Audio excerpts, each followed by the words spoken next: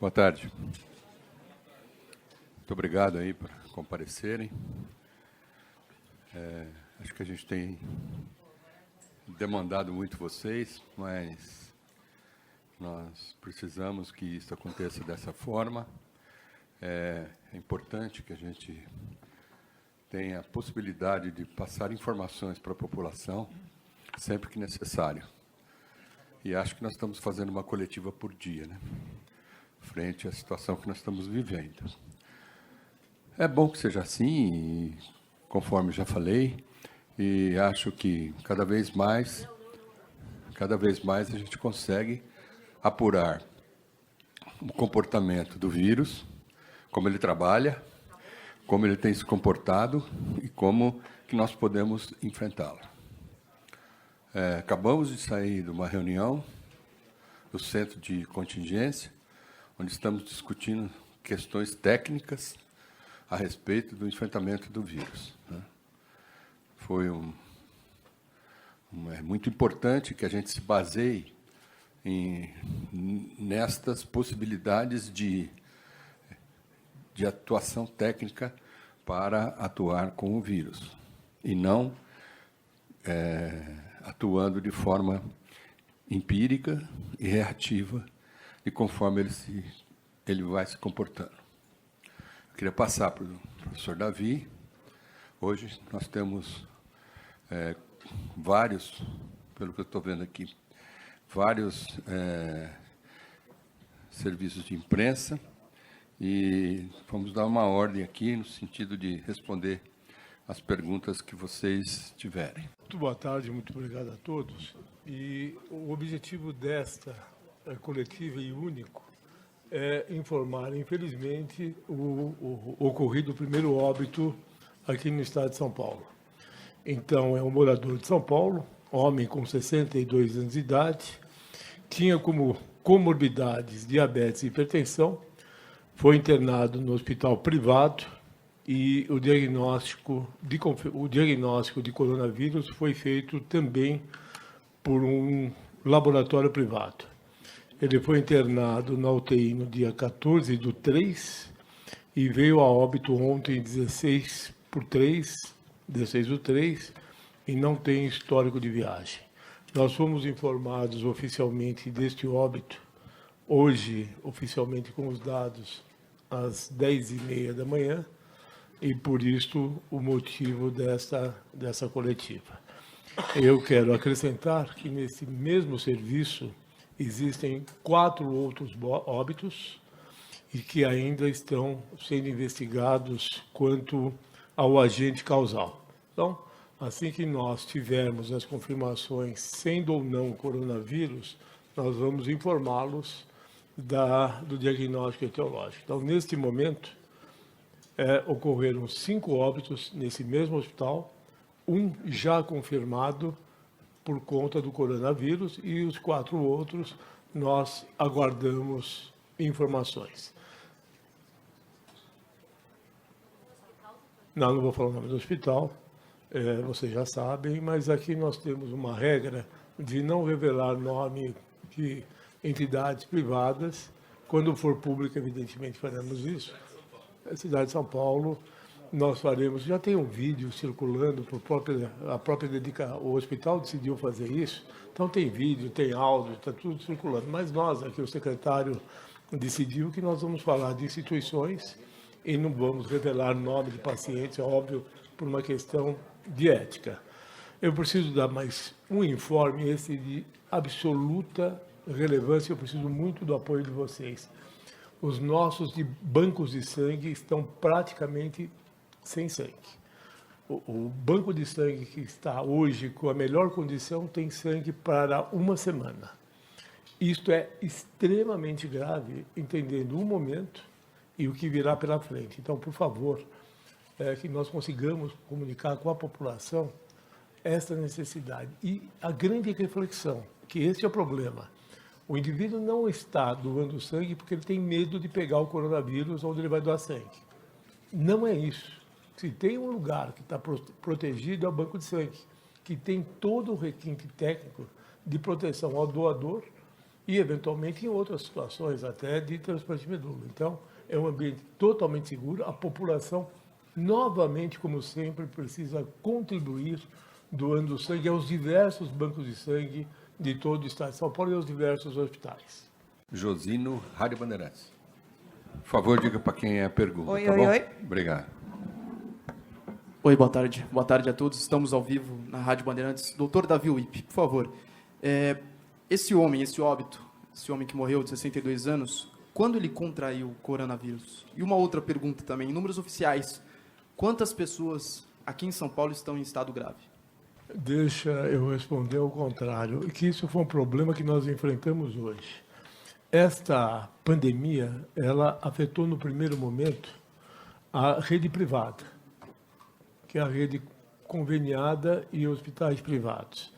Isso já era absolutamente esperado, por conta que são indivíduos que vieram de outros países, então nós já esperávamos isso. Nós não temos, nesse momento, o número de graves internados em São Paulo, porque estão, obviamente, em hospitais privados. É outra coisa totalmente diferente do sistema público. Nós fomos comunicados desses 5 casos hoje, formalmente hoje. E não adianta ligar para o telefone, olha, morreu, não é assim. Para nós entendermos que a comunicação é oficial, tem que vir o relato, pode ser por WhatsApp, pode o meio que for, mas o timbre da instituição é assinado pelo diretor clínico. Então, é assim que funciona. Então, o que nós temos nesse momento é que nesse hospital privado existem 5 óbitos, 1 confirmado pelo coronavírus. Segundo é Felipe Pereira da UOL. Sou eu, sou secretário do senhor mesmo. Ok. Diante desses Eu quero, 1 caso confirmado e 5 casos suspeitos, há alguma possibilidade de aumentar? Há alguma possibilidade de novas medidas de restrição de circulação de pessoas em São Paulo? Vocês vão tomar alguma providência? Veja bem, não em função da questão deste óbito. Nós já até esperávamos que ocorressem óbitos, né? Esperamos que isso deve acontecer. Nós estamos vivendo numa epidemia e nessas condições os óbitos acontecem com certeza. As restrições que foram feitas, elas foram progressivas, começaram com as aulas e com aglomerações com X número de pessoas, ou acima de X número de pessoas. Agora isso já mudou, não tem mais esse limite inferior, todas as aglomerações, e assim, gradativamente, conforme a necessidade da questão epidemiológica, é que nós vamos aumentar ou diminuir as restrições de circulação, procurando evitar a transmissão do vírus. Então, nós estamos trabalhando neste cenário e não dos óbitos, entendeu? Só completando a pergunta, início dos sintomas dia 10/3, internação 14/3 e o óbito, que eu falei, 16/3. Pois não. Sintomas 10 de março, internação 14 de março, óbito 16 de março. Eduardo Campos, TV Cultura. Tudo bem, boa tarde. Tudo bem? Boa tarde. Quantas pessoas estão internadas em UTI e qual que é a situação dessas pessoas? Eu vou insistir na resposta. Tá. Nós não temos controle da rede privada nesse momento. Discutimos até no grupo assessor hoje de contingência como fazer isso. Mas nós precisamos ser informados pela rede privada. Então, existe informação de um desses hospitais e não existe dos outros. Eu, por exemplo, eu não sei de outros hospitais privados, nem a secretaria, né, Paulo? Nós não temos essa informação. Carla Ramil, TV Bandeirantes. Nós temos a informação de que 2 mulheres teriam também morrido por conta da suspeita do corona, uma em Suzano e outra que teria falecido no PS de Tatuapé. Além de uma nota divulgada ontem pela Prevent Senior, que 4 pessoas haviam falecido e também em suspeita. Essas 2 outras mortes das mulheres também estão sendo investigadas? O óbito do Hospital Tatuapé já foi confirmado vírus da influenza, não era corona. Não temos informação de Suzano, não recebemos informação de Suzano. E Os outros, como o Davi já falou, os outros óbitos da mesma instituição, eles estão sendo investigados. A gente precisa receber a notificação para poder constar nos nossos boletins. Marcela Raal, CNN. Oi, boa tarde. Eu queria saber do secretário ou da VUIP o que muda na prática com a confirmação desse óbito. A gente está ao vivo pela CNN Brasil. Veja, infelizmente, os óbitos são esperados. Do ponto de vista de postura no comitê, o secretário vai responder pelo Estado, isto não muda nada. Óbvio que lamentamos muito o óbito, mas nós temos que trabalhar, inclusive, com os dados de conhecimento. Se vocês notarem, foi uma evolução rápida, não é? Da internação ao óbito. Isto cria conhecimento para medidas e providências que devem ser tomadas.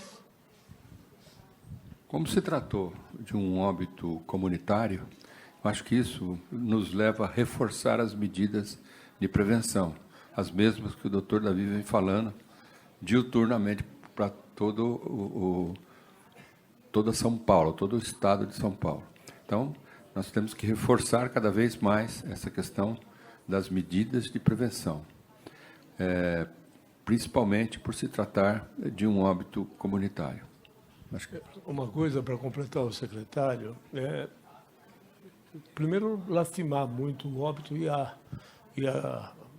consideração aos seus familiares, que isso para nós é tudo muito triste. Mas este óbito, infelizmente outros virão, não devem criar pânico na população. Essa é uma circunstância de quem lida com doente grave.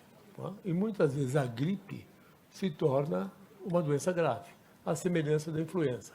Os Estados Unidos têm uma média de 30 mil óbitos por influenza por ano.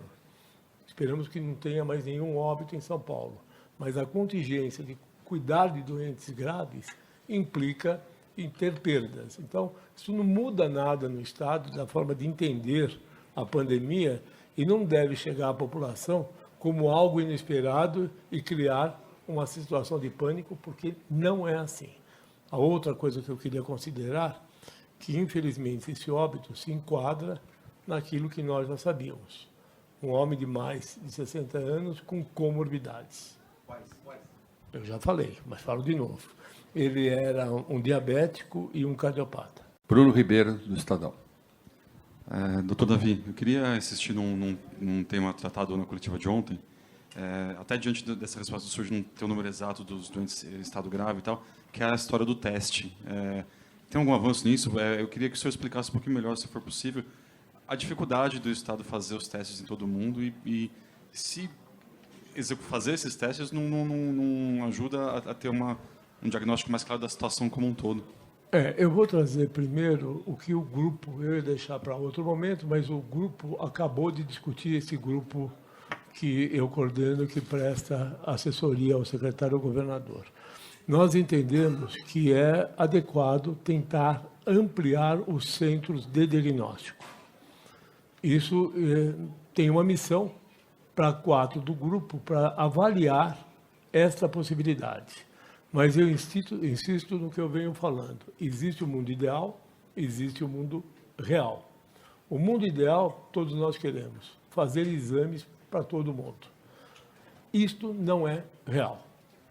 É só ver os números que foram nos apresentados hoje no Adolfo Lutz, quase 3 mil amostras, e a maioria dos exames não deu coronavírus, deu influenza AB, 30% de influenza AB. Você corre o risco de estar fazendo exame resfriado. Então, bem, nós vamos tentar ver a capacidade do Estado de ampliar, entendendo que existe uma realidade, não é? E que existe o ideal. Todos nós objetivamos o ideal, todos nós, mas dentro das possibilidades. Então, essa conversa tem que ser sempre de muito bom senso. Quando você fala com pesquisadores, óbvio, eu também, eu quero um mundo ideal. Mas quando fala com o gestor público, ele tem que dar o limite que ele tem. O limite federal, o limite estadual e o limite municipal. Todo mundo vai atrás de recursos, todo mundo quer ajudar. Mas isso tem que se transformar numa coisa prática e executiva. Mas a dificuldade financeira, técnica, Não, até, deixa eu explicar uma outra coisa. Eu pediria para o Paulo explicar, porque acho que no âmago dessa questão está a finalidade do Laboratório de Saúde Pública. O Laboratório de Saúde Pública, ele tem que ampliar a sua rede, mas a finalidade dele é auxiliar a vigilância para o controle da epidemia. Nós já temos agora informação suficiente para ver que a epidemia está subindo rapidamente, os números crescem a cada dia. Então, nesse momento, é pouco informativo, por exemplo, principalmente para a Grande São Paulo, saber se tivermos mais 1, ou mais 2, ou mais 3 casos de sintomas leves. Agora, entramos na fase de realmente ser importante saber aquilo que vocês perguntaram, que é quantos casos são mais graves, quantos casos são internados. Então, também essa é uma questão que nós já estamos discutindo para a estratégia que vamos seguir daqui em diante. O Davi parece que... Eu quero complementar. O que vem de sugestão já veio para o secretário e para o governador. Primeiro, a tentativa de ampliação, planejamento da ampliação da rede. Neste momento, nós vamos aguardar também a orientação do Ministério da Saúde, que é o órgão maior que deve fazer a política e disponibilizar recursos. Neste momento, nós continuaremos fazendo exame dos pacientes internados, as clínicas sentinelas, profissionais da área de saúde e pesquisa. Neste momento, mantém-se esta decisão e já com a missão de arquitetar a possibilidade de ampliação dos centros de diagnósticos em todo o Estado. O recurso, a discussão é depois dessa. Você precisa ver o que está disponível, o que está capacitado e o que pode ser melhorado. Depois você discute os recursos. O depois que eu digo é no minuto seguinte, não é no dia seguinte. Eu só queria complementar também, insistir um pouquinho nessa questão. Talvez seja um pouco difícil até de explicar, mas ele não é um laboratório que esteja voltado aos resultados individuais. Você deu positivo ou deu negativo, vai fazer tal coisa. Você não sei o que vai fazer tal coisa. O seu tratamento, orientar tratamento, não é isso. O Laboratório de Saúde Pública tem a finalidade de entender o comportamento da doença. Lembrando que o Brasil tem 3 laboratórios públicos. Patrícia Figueiredo, do G1. Oi, boa tarde. Eu gostaria de voltar a fazer uma pergunta sobre a questão dos casos graves, já que vocês falaram que isso agora é o mais importante, mais até do que o número total de casos confirmados. A gente tem em São Paulo quase 70% dos casos confirmados no Brasil e a gente não sabe, então, quantos desses casos são graves e quantos são internados. Queria perguntar qual que é a importância de saber esse tipo de dado em termos de planejamento, de leitos de UTI, qual que é a previsão de que esse dado seja apurado e divulgado para a população nas próximas semanas. Nós estamos falando há dias que nós traçamos cenários. De novo o que o secretário falou, o caso grave serve para nós de referência, mas não se estabelece em cima disso o planejamento. O planejamento você cria cenários de infecção, perfil de infectados, taxas de infecções, taxas de comorbidade e cria cenários.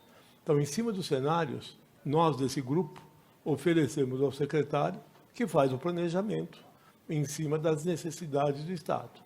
Por isso que nós chegamos àquele número de mais 1.400 leitos de UTI, que estão sendo conseguidos. O caso grave, nós também temos que saber, mas isso é comunicação. Quando for da rede do Estado, a comunicação é imediata. Quando é da rede privada, eles têm que nos comunicar. Isso não é uma crítica.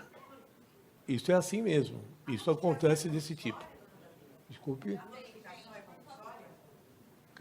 Paulo quer responder? A notificação é compulsória, mas não é para corona. É para síndrome respiratória aguda grave. Ela é em função do quadro clínico de gravidade. Ela tem sido utilizada há cerca de 10 anos, principalmente na vigilância da influenza, da gripe.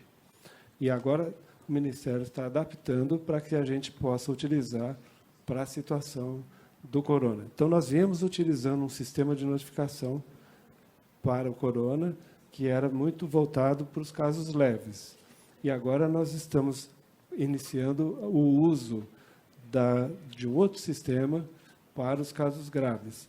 Mas, de qualquer forma, é preciso que os serviços de saúde façam a notificação.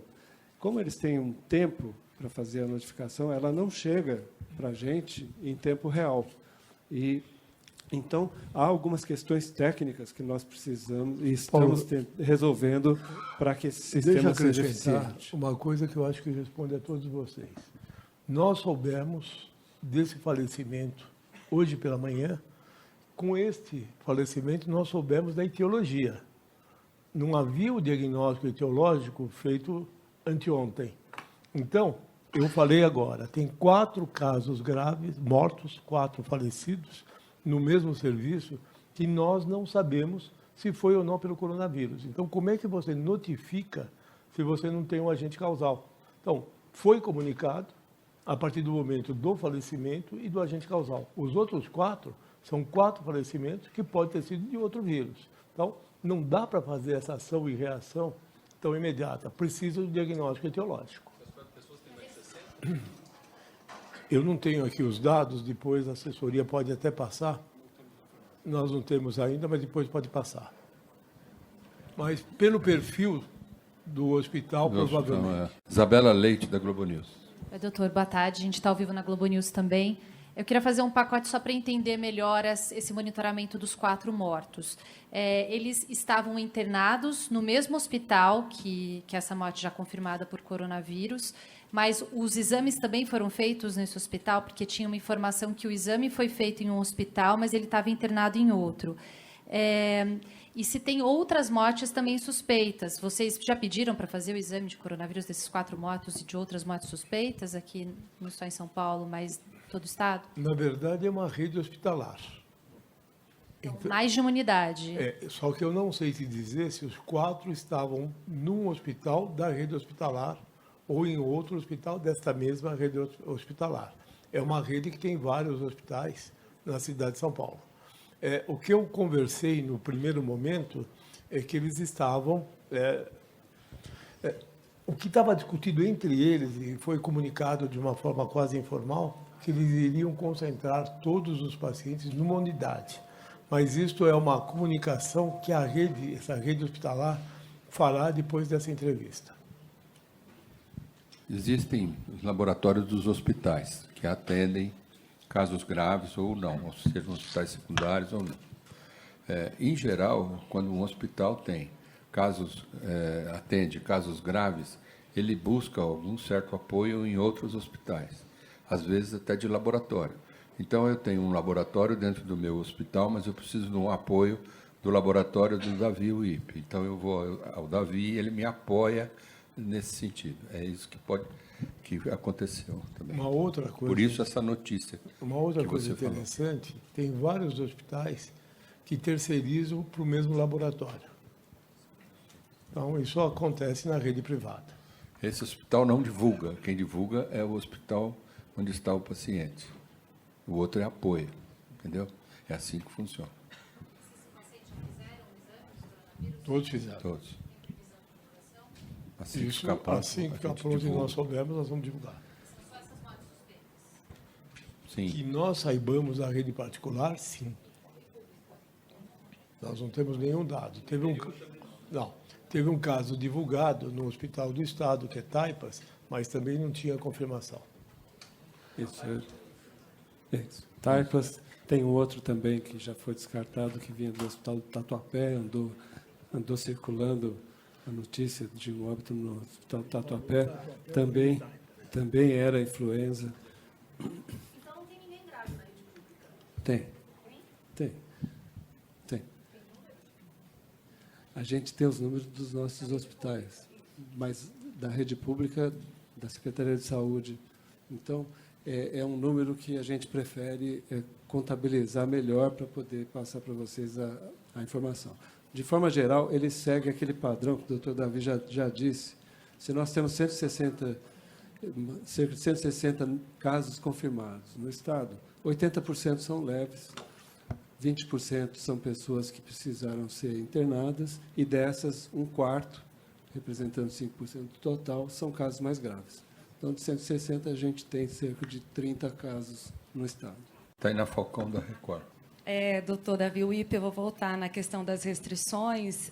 Ao saber da morte do paciente, o prefeito Bruno Covas deu uma entrevista citando uma reunião que seria feita com o pessoal do transporte para definir as questões de restrições no transporte público.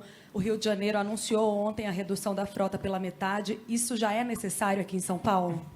Não ia dizer isso hoje, mas vou. Essa reunião que acaba de ocorrer desse grupo de apoio ao secretário e ao governador decidiu que as medidas atuais são adequadas e suficientes. Então, isso, o secretário, obviamente, teve conhecimento e é o que o secretário vai levar como consideração para o governador. A decisão é do governador, no Estado de São Paulo, como é dos prefeitos nos seus municípios. Então, a recomendação do grupo, esse grupo de apoio, de contingência, é que as medidas adotadas até esse momento pelo governo do Estado estão adequadas. Isto serve para o dia, hoje é 17, para hoje, a 1h50. A decisão é do governador, o que ele pede, que a informação e a decisão do grupo é essa. João Silva, SBT. Há muitas informações rolando em grupos de WhatsApp e tudo mais. Uma delas é que, se a pessoa apresenta sintomas, ligue 156, que é o número geral da Prefeitura de São Paulo, e mandaria uma equipe de saúde na casa da pessoa se a pessoa tivesse os sintomas de gripe. Queria saber se isso é verdade. Vou aproveitar, porque o governo da Bahia pediu para o Ministério Público da Bahia processar um homem daqui de São Paulo que foi diagnosticado no Einstein com coronavírus, disse que não era para viajar, ele viajou para Trancoso num jatinho particular e a mulher dele foi contaminada e também o cozinheiro, que é de lá. O governo de São Paulo estuda mover alguma ação contra pessoas dessa natureza? E só para complementar, não seria o caso de mudar esse layout de entrevista coletiva? É o que eu vou anunciar, o secretário vai anunciar daqui a pouco. Essa é a última entrevista desse jeito. Tá bom. Então, depois nós vamos anunciar como será, mas isso já foi estabelecido. Acaba de ser decidido. É que nós hoje, essa entrevista, essa coletiva é quase uma emergência.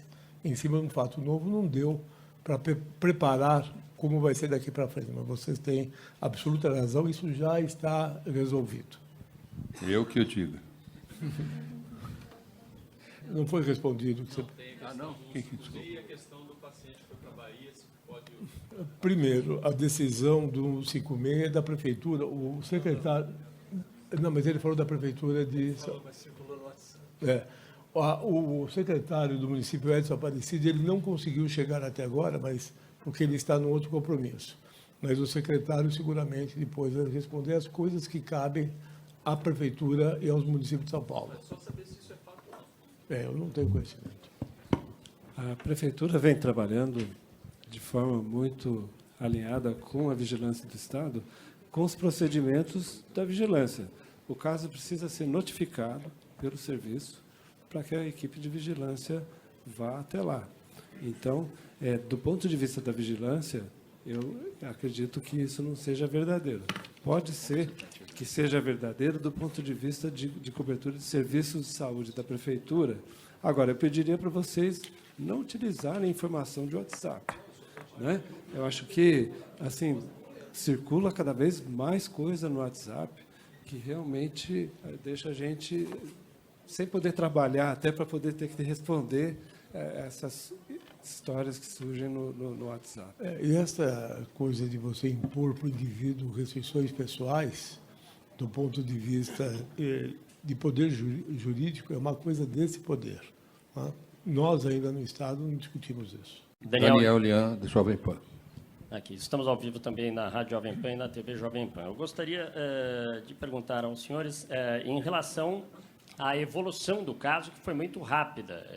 Contraiu, no dia 10 apresentou os sintomas e já menos de uma semana veio a óbito. Se isto assusta e se é preciso mudar alguma diretriz. E se a pessoa que também é curada pelo coronavírus, se ela fica suscetível a contrair a doença novamente?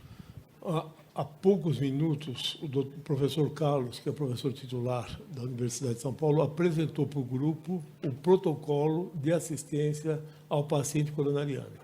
Toda a cadeia de assistência ao doente grave, até o segmento 1 ano depois da alta. Isso foi apresentado, nós submetemos ao secretário e amanhã isso se torna a política para todos os hospitais do Estado, com recomendação para os hospitais privados. É uma recomendação de protocolo assistencial que pega todas as fases do paciente até quando ele é grave. O paciente grave com insuficiência respiratória, ele caminha rapidamente. Isto pode acontecer. Tem um aprendizado novo. O que nós imaginávamos que o período de incubação ia até 14 dias, nós estamos vendo que o período de incubação é mais curto. Então, a média é de 3 a 8 dias. Nós vamos sugerir hoje ao Ministério da Saúde que, inclusive, mude o critério de tempo da quarentena, que diminua de 14 para 10. Isso também saiu desse grupo, que faz toda a diferença no impacto da força de trabalho, especialmente da saúde. Então, é isto que está acontecendo. A outra situação que também nós estamos aprendendo, que a gravidade desses pacientes, que, como o secretário falou, é a minoria, ela se estabelece do 3º ao 7º dia. O indivíduo vem com poucos sintomas e depois a gravidade. O que não quer dizer que ele não vai ter todas as condições de recuperar. Doente grave é uma coisa, óbito é outra. Então, a grande maioria dos pacientes graves vai se recuperar. Só que já existe o protocolo do Estado, inclusive, para todo o fluxo de como caminha esse doente dentro do hospital. Tatiana Fará, por favor. Boa tarde. Minha pergunta é para o Dr. Davi Wippe. Eu não entendi muito bem se essa pessoa que morreu, ela já estava na contagem dos pacientes ou se é um paciente novo que o governo só ficou sabendo depois que morreu. É claro que sim, porque o diagnóstico etiológico aconteceu ontem à noite. Então a confirmação do vírus só foi ontem à noite? Pelo que nos passaram foi isso. Então, provavelmente não está na contagem. Outra coisa que eu quero dizer para vocês, que é muito importante, corre que não há transparência nos dados quantitativos. Isso não é verdade. Nós estamos informando absolutamente tudo o que acontece. O que ocorre? Muitas vezes, o laboratório que está fazendo o exame tem positivo.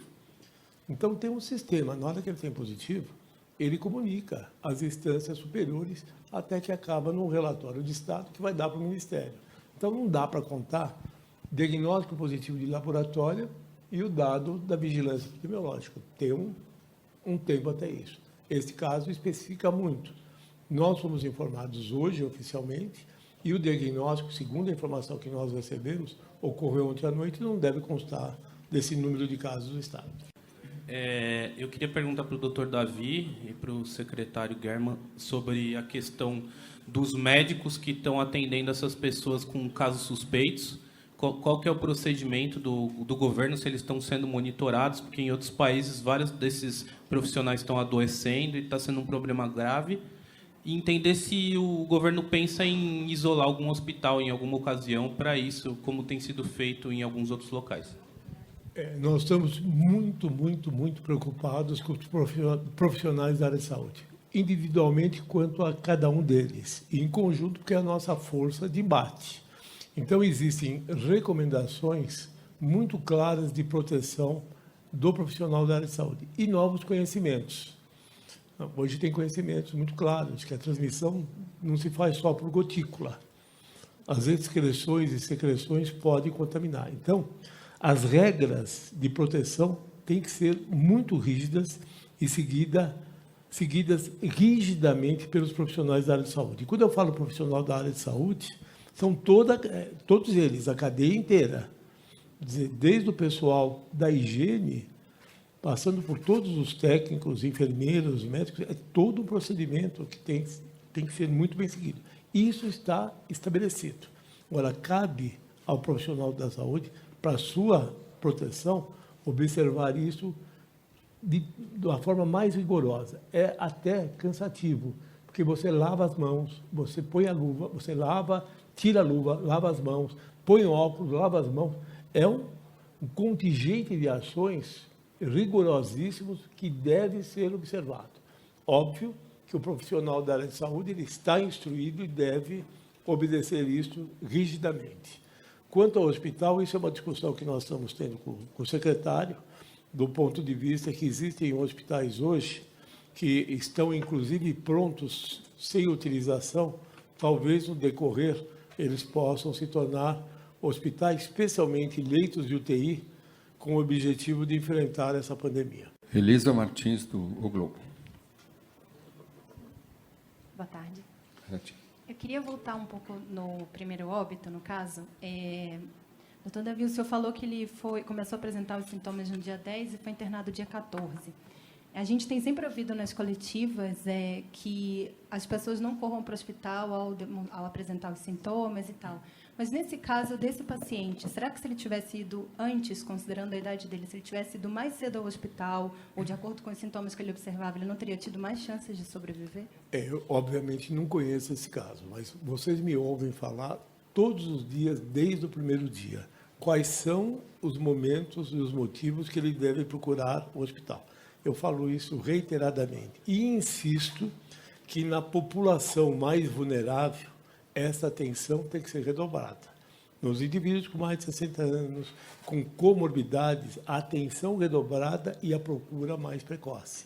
Nós estamos falando isso todas as vezes. Então, eu não conheço o caso, mas serve como recomendação o que está sendo dito para todo mundo. Eu não conheço, não dá para fazer a crítica desse caso, porque eu não conheço o que aconteceu. A recomendação está óbvia, né? Tem que tomar cuidado, e essa população mais ainda. Mas é tossiu e vai? Aqui não tossiu, eu não sei como é esse caso. Eu não sei o que aconteceu. A recomendação, se o indivíduo ele tem febre que foi e voltou, se ele tem febre que se prorroga, se ele tem mudança de catarro, cor de catarro, se ele apresenta qualquer sintoma de desconforto respiratório, aumento de frequência, diminuição da amplitude, aquele fôlego curto. Então, tiragem, que é o batimento intercostal. As pontas de dedos, nariz e orelhas ficam de cor diferente. Isso é sinal de hipoxemia. Então, tem que ir. Qualquer sinal de toxemia, o paciente ele não se sente, começa a perder noção das coisas. Tudo isso é sinal de gravidade que precisa procurar o hospital. Leila Souza Lima. Não tenho coisa. Valor econômico. Oi, boa tarde. Ainda sobre esse paciente, a informação de que ele não tinha histórico de viagem. Portanto, ele está dentro já desse quadro de transmissão comunitária. Então, eu queria saber para vocês, o senhor disse que o senhor disse que as medidas vão ser tomadas gradualmente, que o paciente grave ou um morto não necessariamente justifica uma guinada no curso das medidas que vocês estão tomando, mas ele orienta um pouco essa questão de transmissão comunitária no Estado? Nós consideramos dia 1 da pandemia no Estado de São Paulo, sexta-feira à tarde. Foi quando o município comunicou ao Dr. Paulo o primeiro caso de transmissão comunitária. Começamos a contar daí. E nós temos seguramente vários casos já de transmissão comunitária. Isso é uma coisa absolutamente esperada e está acontecendo. A outra é você mudar condutas em cima da transmissão comunitária. Elas foram tomadas a partir de sexta-feira, às 18 horas. E eu quero reiterar uma coisa. O governo do Estado não vai se eximir de tomar qualquer conduta, seja ela qual for, que proteja o cidadão, dentro da lógica, dentro da ciência, amparado por um grupo de experts. Foi o que nós fizemos agora, há 1 hora atrás. Então, não vai ter simpatia, antipatia. O que tiver que ser feito, nós vamos sugerir, como estamos fazendo, para o secretário e para o governador. Rodrigo Hidalgo, TV Bandeirantes. Boa tarde. Uma pergunta para o secretário. Em relação a essa morte, houve uma polêmica no fim de semana em relação ao envio dos corpos, para os corpos que vão ser necropsiados. Nesse caso, vai ser levado para o Instituto Médico Legal ou para o SVO? E qual que é o protocolo? O que ficou decidido? Paulo quer responder. Realmente houve uma certa confusão, talvez, que foi muito importante para nos estimular a organizar o fluxo de óbitos por causa suspeita ou não esclarecida, principalmente causa suspeita de coronavírus. O IML não deve participar disso, porque não são causas violentas, não são causas externas. Essa é uma situação para o serviço de verificação de óbitos, e não para o IML. Então, quando há, no caso, por exemplo, dos 4 óbitos suspeitos com exame já coletado, os corpos ficam aguardando, porque vai sair o exame, vai ser corona, já temos o diagnóstico. Não vai ser corona, nós também já temos o afastamento do diagnóstico. Então, o procedimento vai ser esse. O procedimento vai ser obter amostras para que se faça o teste do corona nos óbitos suspeitos.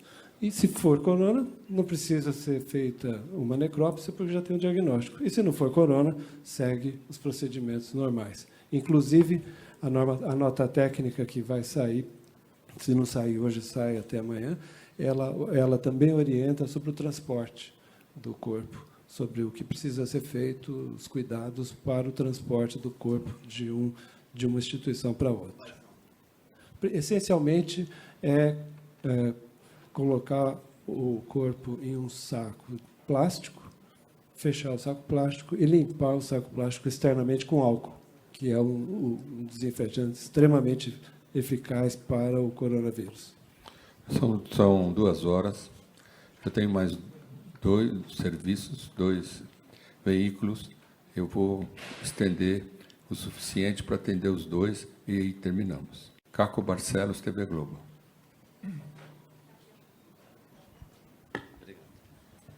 Já se sabe que a maioria dos infectados é formada por pessoas mais ricas que estão sendo atendidas nas redes privadas. Qual é o plano dos senhores para atender e cuidar quando essa pandemia chegar aos mais pobres, que é a maioria da população? Pois é, isso implica na criação de mais 1.400 leitos de UTI.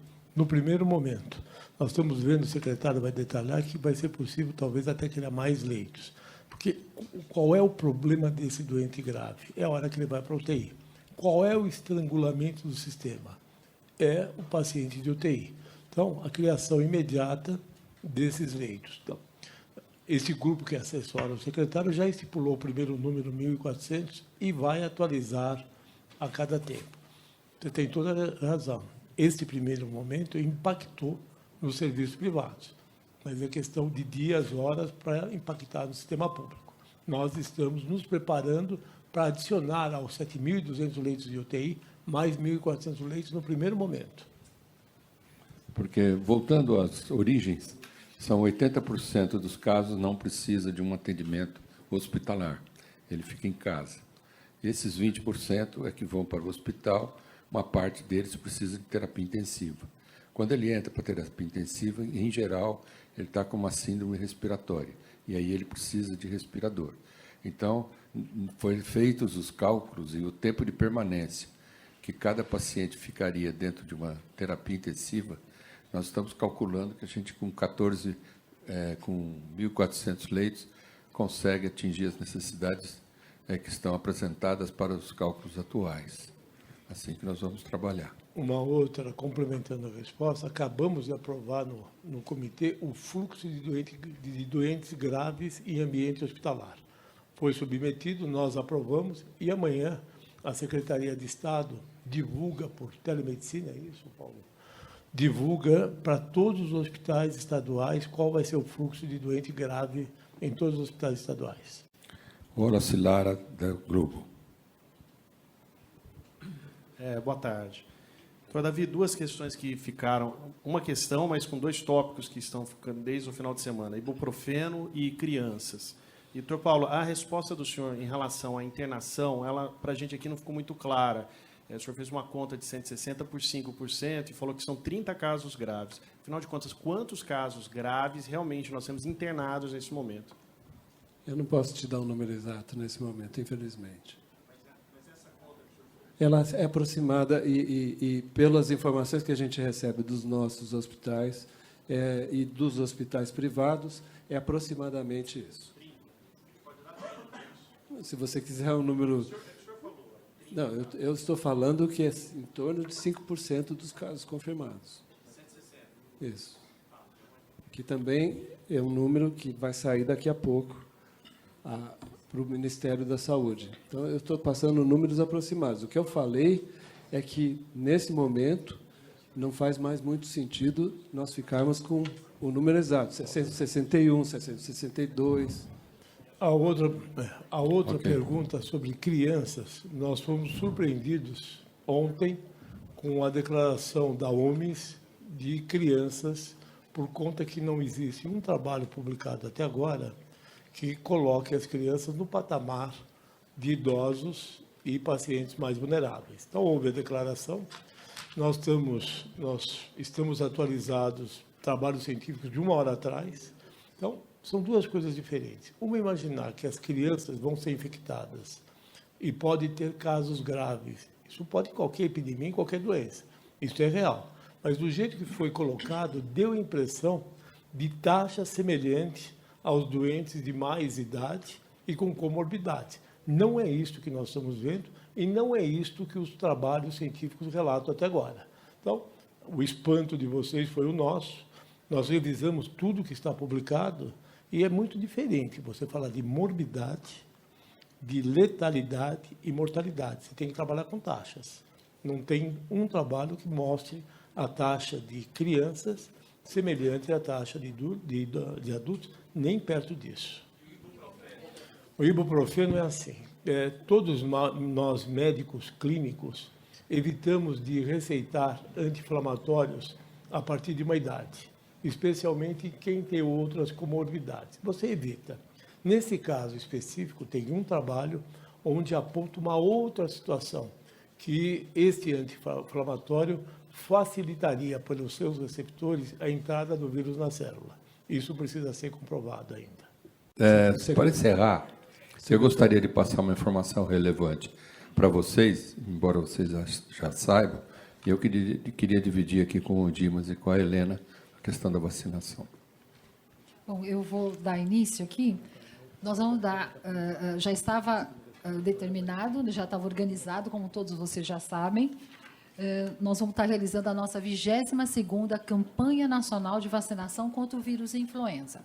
Mais importante também, nós vamos deixar muito claro que essa vacina é contra o vírus influenza. Não tem proteção cruzada contra o coronavírus. Mas é muito importante a gente reforçar a importância da divulgação desta campanha. Porque, como todos sabem, já sabem, a gente sempre, toda a campanha a gente fala, primeiro, essa campanha contra o vírus influenza, nós vamos fazer para quem? Para quem precisa mais. Quais são os grupos? São os grupos, as pessoas portadoras de doença crônica. Vamos começar com as pessoas com 60 anos ou mais. É muito importante deixarmos claro que será uma campanha nacional, não é uma campanha apenas para o estado de São Paulo. Então, serão vacinados aqueles grupos, pessoas com 60 anos ou mais, portadoras de doença crônica, as crianças, as grávidas. Depois, nós vamos passar, através da nossa assessoria de imprensa, toda a operação, quais serão as adequadas etapas, tá bom? Eu vou passar aqui para o doutor Dimas, que é do Butantan, para falar um pouquinho da produção, do quanto nós vamos receber, depois eu volto para dar um pouco. Este ano, excepcionalmente, o Ministério fez uma encomenda recorde de 75 milhões. E o Butantan se preparou para fazer essa entrega e já está entregando vacinas desde o dia 11. Nós já entregamos 10 milhões de doses, nós já temos 23 milhões de doses prontas para ser entregue ao Ministério. As vacinas já foram distribuídas para a grande maioria dos estados e, portanto, a campanha está no ponto para ser iniciada. Só para fazer um reparo, quer dizer, 75 milhões significa que 1 a cada 3 brasileiros receberá essa vacina. É a maior campanha de vacinação da influenza na área pública do mundo. É importante ressaltar isso. A vacina ela é constituída por... Sangue.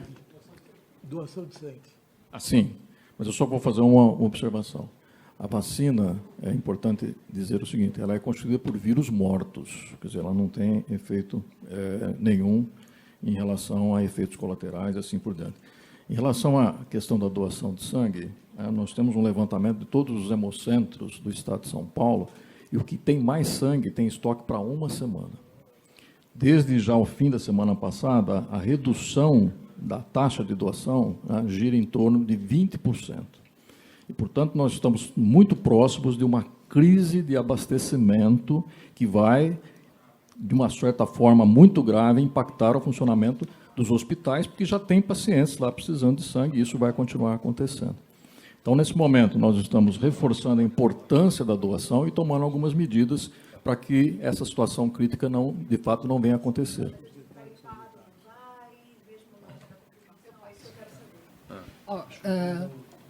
Depois nós vamos soltar uma nota, certo? Para passar as corretas informações.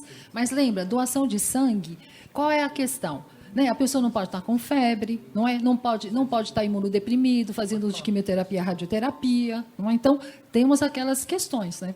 Específicas, que você está doando sangue, certo? E parte dessa população que irá receber, parte delas poderão ser pessoas imunodeprimidas. Né? Então, tem toda aquela regra, toda aquela questão que será importante, depois a gente passa direitinho para vocês, mas essa informação é muito importante.